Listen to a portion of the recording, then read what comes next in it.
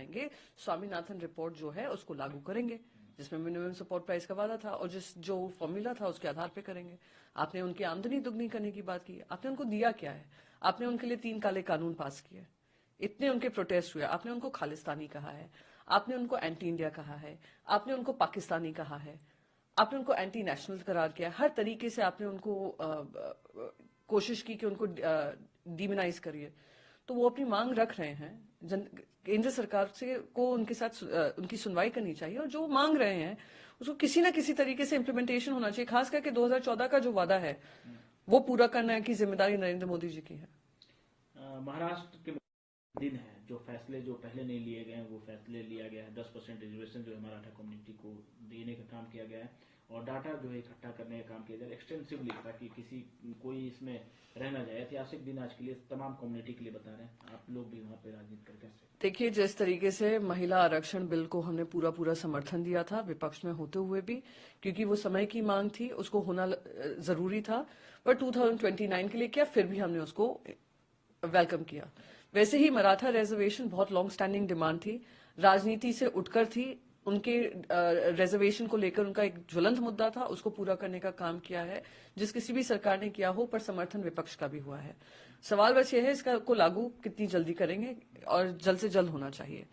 दूसरी चीज मैं यहाँ पर कहना चाहूंगी, ऐतिहासिक तो बता रहे हैं, पर इतिहास में यह भी दर्ज होगा किस तरीके से इस पे राजनीति करने का काम इस वाली गैर कानूनी सरकार ने किया है।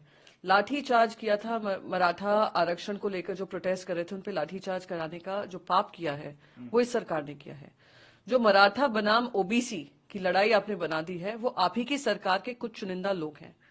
गैंग वॉर जो चल रहा है इस आरक्षण के मुद्दे को लेकर जो आपकी कैबिनेट में, वो जग जाहिर है महाराष्ट्र में। तो ऐतिहासिक तो ये है क्योंकि वो एक लंबी लड़ाई लड़ी है और लंबी लड़ाई जीतने के बाद ये काम हुआ है, पर लागू कब होता है, किस मंशा से लागू होता है, वो इम्पोर्टेंट है। आपके नेता हैं उद्धव ठाकरे साहब, पता है और हम लोग सपोर्ट कर रहे हैं, पर ये जानकारी मिलना चाहिए कि कितने लोगों को रोजगार मिल रहा है और पूरी जो प्रूफ है वो भी सामने आना चाहिए और हम इंतजार कर रहे हैं कुछ वक्त। बिल्कुल, आप लोग जैसे मैं कहती हूँ महिला आरक्षण बिल ऐतिहासिक क्षण था, पास हुआ, विपक्ष ने भी एक भी नो नहीं था, एटलीस्ट राज्यसभा में। लोकसभा में थे, एमआईएम ने उसको सपोर्ट नहीं किया था, बाकी सबने उसको होल हार्टेडली स्वागत किया। पर आपने डेट क्या दी? 2029 की। इसी तरीके से मराठा आरक्षण कब से ये लागू होगा 10%? क्या चुनाव को मद्देनजर रखते हुए काम हुआ है या सही मायने में लागू होगा क्योंकि ये लॉन्ग स्टैंडिंग डिमांड है? ये सवाल उठ खड़ा होता है। मैं कहती हूँ महाराष्ट्र में रहने वाले हर आदमी के मन में यही होगा कि लागू कब होगा, कैसे होगा, किस रूप में होगा और कितने लोगों को इसका फायदा मिलेगा। चंडीगढ़ से जुड़ा हुआ पार्टी के मुखिया अरविंद केजरीवाल स्वागत कर रहे हैं और एक बात का जिक्र भी कर रहे हैं कि तानाशाही देश में चल रही है, उसको कुचलने का काम आज सुप्रीम कोर्ट के द्वारा किया गया है और डेमोक्रेसी को जिस तरीके से खत्म करने का काम किया जाता है उस पर लगाम लगाया गया है। देखिए, जिस तरीके से भ्रष्टाचारी जोड़ो पार्टी भ्रष्टाचारियों को जोड़ने का काम अपनी पार्टी में किया है, वो भारतीय जनता पार्टी ने किया है। और अनफॉर्चुनेटली आज हमारा जो इलेक्शन कमीशन है आंख बंद करके बैठा हुआ था जब खुलेआम सीसीटीवी पे दिख रहा था कि कैसे वो रिटर्निंग ऑफिसर ने नाइंसाफी की है, प्रजातंत्र का गला घोटने का काम किया है। और आपने पैसों के बल पे, धन बल पे और अपनी सत्ता बल पे आपने जो मेयर का चुनाव किया, आज सुप्रीम कोर्ट ने उन दोनों को ही सबक सिखाया है। Entirely compromise institution as well as भ्रष्टाचारी जोड़ो पार्टी जो हुआ है, उसके बाद 3 जो उन्होंने कॉर्पोरेटर्स लिए हैं, कल ही हुआ है काम। तो जिस तरीके से चल रहा है, जहां पे पूरे कॉन्स्टिट्यूशनल मोरालिटी को एक तरफ कर संविधान को एक तरफ कर इलेक्शन की इंटेग्रिटी को एक तरफ कर सत्ता में बने रहने का जो काम भारतीय जनता पार्टी षड्यंत्र रची है महाराष्ट्र से लेकर चंडीगढ़ तक, वो आज सामने आया है। महाराष्ट्र के भी जजमेंट में यही कहा कि अगर उद्धव जी ने इस्तीफा नहीं दिया होता तो सरकार वापस से बहाल होता। तो इस तरीके का जो काम हो रहा है भ्रष्टाचारी जोड़ो पार्टी का, मैं उम्मीद करती हूँ ये कोई सबक सीखेंगे और इस तरीके कामों हरकतों से बचेंगे। असम के मुख्यमंत्री उठाया है कि जहां से भी यात्रा गुजर रही है पार्टी कॉलेप्स कर रही है। उत्तर प्रदेश में अखिलेश यादव का जिक्र किया उन्होंने कि अखिलेश यादव तक यात्रा में शामिल हुए, कई बार उनको निमंत्रण भेजा जा चुका है।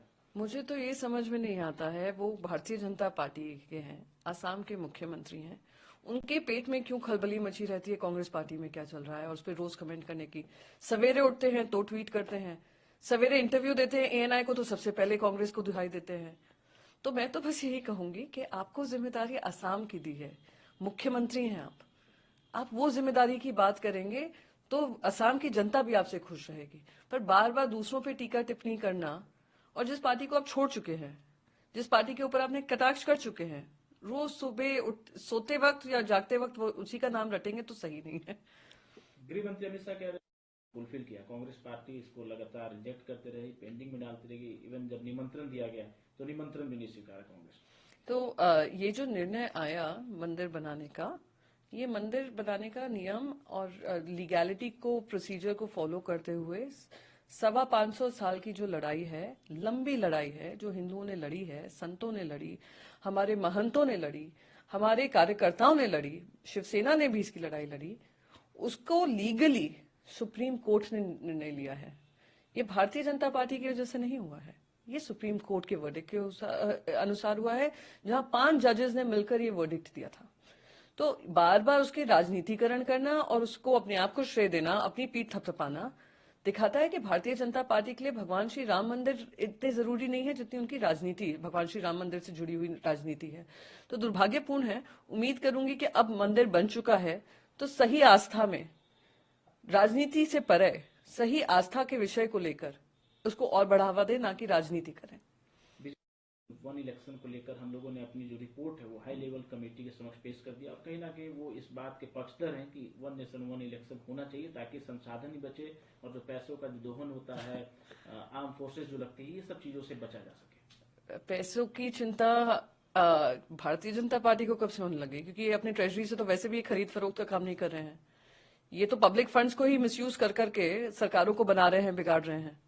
तो इस मेयर इलेक्शन हो चुका, महाराष्ट्र का मैं आपको उदाहरण दे चुकी हूँ, बाकी कौन से राज्यों में ये काम चल रहा है। आम आदमी पार्टी ने बकायदा दिल्ली के एमएलए की भी उन्होंने बात कही थी कि उनको कैसे खरीदने का काम किया जा रहा है।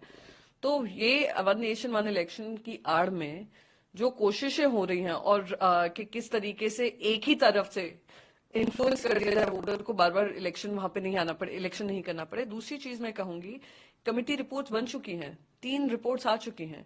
3 रिपोर्ट्स में कहा गया है कि जिस तरीके का पैसा खर्च होगा मोबिलाइज करने को, ट्रूप्स मोबिलाइजेशन के लिए, ईवीएम मशीन्स खरीदने के लिए, वीवीपैट मशीन्स खरीदने के लिए, वो करोड़ों में जाएगा। तो इट्स नॉट फीजिबल। ऑलरेडी ये 3 कमेटी रिपोर्ट्स आ चुकी हैं।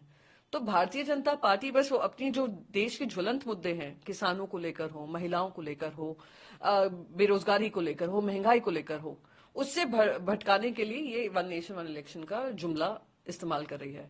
तो ये इम्प्लीमेंटेबल, बहुत सारे इलेक्शन कमिश्नर्स ने भी कहा है कि थोड़ा डिफिकल्ट है, और उसकी नियोजन पहले से तय करनी चाहिए, ना कि लास्ट मिनट पे आकर आप डिसाइड करो को वन नेशन वन इलेक्शन।